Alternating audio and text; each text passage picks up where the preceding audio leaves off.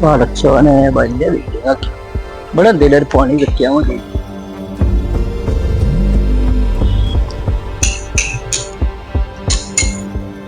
ഞാൻ ഇന്നലെയും വന്നിന്.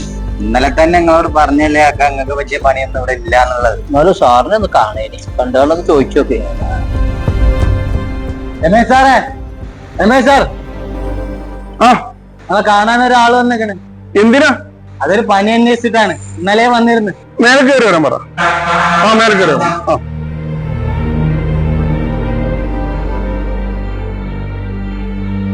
ഇന്നലെ വന്നിട്ടുണ്ടായിരുന്നേ. പനി എന്തേലും ഉണ്ടോന്ന് അന്വേഷിച്ചാണ്ട് വന്നാണ്.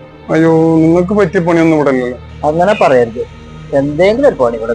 അല്ല, ഇവിടെ ഈ സിമെന്റും മണലും കല്ലൊക്കെ ഏറ്റുന്നതാണ്. രണ്ടു നിലയിലൊക്കെ ഏറ്റിപ്പോ നിങ്ങളെ കൊണ്ട് കഴിയില്ല. ഞാൻ ശ്രമിച്ചോളെ. നിങ്ങൾ എങ്ങനെയാണ് ഈ പ്രായത്തില് ഇത് ഭയങ്കര റിസ്ക്കുള്ള പണിയാണ്. നിങ്ങൾക്ക് വല്ല കടയിലൊക്കെ പോയി നിന്നോടുന്നാല്. കടയിലൊക്കെ പോയാൽ കുറഞ്ഞ ശമ്പളേ കിട്ടുള്ളൂ. അതിന് ഒരു മാസം കാത്തിക്കണം. എനിക്കാണെങ്കിൽ കിട്ടുന്നത് ആഴ്ചക്ക് കിട്ടുകയാണെങ്കിൽ സൗകര്യം. എന്താ ആഴ്ച നിങ്ങൾക്ക് ഇതിന് മാത്രം എന്താ പ്രശ്നം? പെണ്ണുങ്ങൾക്ക് സുഖമില്ലാതെ 12,000 റുപ്യ ഒക്കെ മരുന്നിന് വേണം ഒരാഴ്ചക്ക്. എന്നാലും കാക്ക, നിങ്ങൾക്ക് ഈ പറഞ്ഞത് ഭയങ്കര അധ്വാനമുള്ള പണി. ഈ വെയില് വേറെ നോമ്പ് വേറെ എങ്ങനെ പണിയെടുക്കാനാ? ഞാൻ എടുക്കുവേ. റിസ്ക് ഒന്നും ഒരു പ്രശ്നമല്ല, ഞാൻ എടുക്കും. എന്റെ ബുദ്ധിമുട്ടുകൊണ്ടാണ്. എന്തേലും കാട്ടിയിട്ട് നിങ്ങൾ നോക്കി ഒരാഴ്ച എന്നെങ്കിലും നോക്കിട്ട് ഒരു കാര്യം ചെയ്യാം. ഞാൻ ഇന്നിവിടെ പണിയെടുക്കേ. ഇന്നത്തെ പണി നോക്കിയിട്ട് നാളെ തൊട്ട് ഇവിടെ നിർത്തുള്ളൂ. പക്ഷേ അവിടെ എല്ലാം കട്ടയും കാര്യങ്ങളൊക്കെ അല്ല, മറ്റേ ബംഗാളികളൊക്കെ അല്ലേ, ഓരോ കൂടെ നിർത്തിക്കോ കേട്ടോ. ഒന്ന് നോക്കട്ടോ.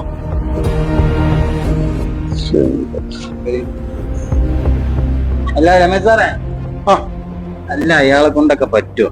നമുക്കൊരു പണിയാവും ഇനി. എന്തോ പാവാൻ തോന്നുന്നു ഈ വയസ്സാങ്കലത്ത്. ഒന്ന് നോക്ക്, ചിലപ്പം കേട്ടോ. ഒന്ന് ശ്രദ്ധിച്ചാൽ മതി കേട്ടോ. ഓക്കെ കാക്കാ, ഈ കല്ലൊക്കെ ഇപ്പൊ തൽക്കാലം അങ്ങോട്ട് വെക്കി. ഭയ്യാ ഏ ദേക്കോ, ഓ ഉധർ റക്കോ, സിമന്റ് ചാക്ക് ഇധർ.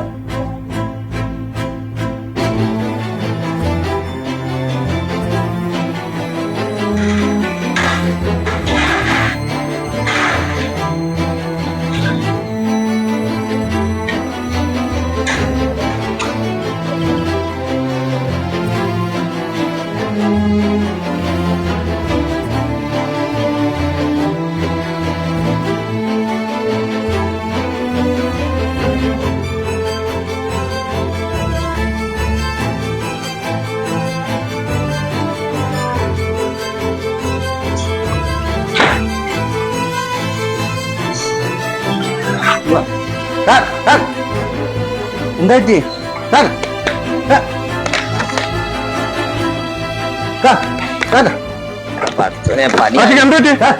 എന്താ അറിയില്ല, മൂപ്പർക്ക് വയ്യാതായിക്കുന്നുണ്ട്. ആണോ? എണീപ്പിച്ച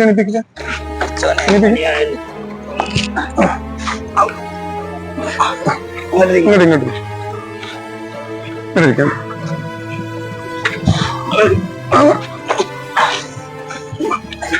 കുഴപ്പമുണ്ടോ? ഇല്ലല്ല. അജിക്ക, നീ ആ വണ്ടി ഒന്ന് എടുത്ത് ആ വണ്ടി എടുക്കട്ടോ. ഹോസ്പിറ്റൽ പോലോ? ഇല്ലല്ല, കുഴപ്പമൊന്നുമില്ല. കുഴപ്പമൊന്നുമില്ല. തലയിട്ടിയതാ, കുഴപ്പമില്ല. ഞങ്ങളോട് പറഞ്ഞില്ല ഈ പണി നിങ്ങൾക്ക് പറ്റില്ല.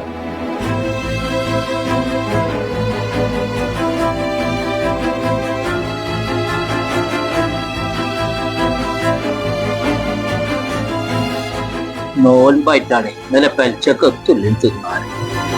അതിന്റെ ക്ഷീണം. നാളെ ഉസാറെ ചെല്ലെടുത്തോളാം.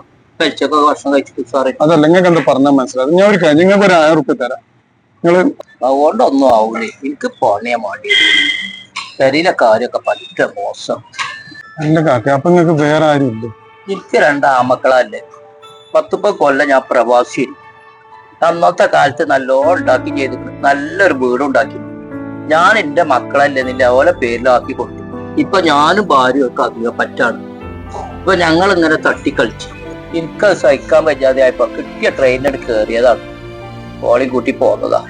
ഇപ്പൊ രാജാര സായിപ്പില് ഒരു ചാവി തന്നു. അവിടെ കിടക്കുക. അപ്പൊ ഞങ്ങള് അതിന് വാടകയൊന്നും വേണ്ട.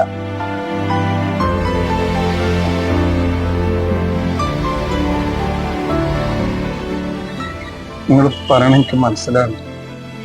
പക്ഷെ ഇവിടെ ഈ പണിയെടുത്തിട്ട് നിങ്ങളെ കൊണ്ട് ഇത് മുന്നോട്ട് കൊണ്ടുപോകാൻ പറ്റും.